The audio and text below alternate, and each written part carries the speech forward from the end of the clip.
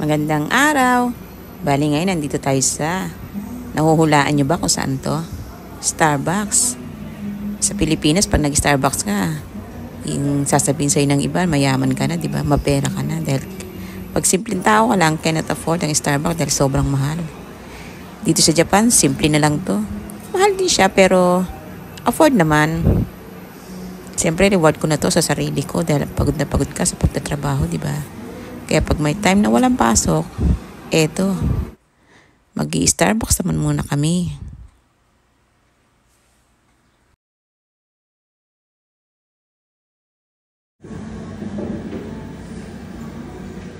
Pero hinay-hinay lang, alalahanin ang mga maintenance, di ba?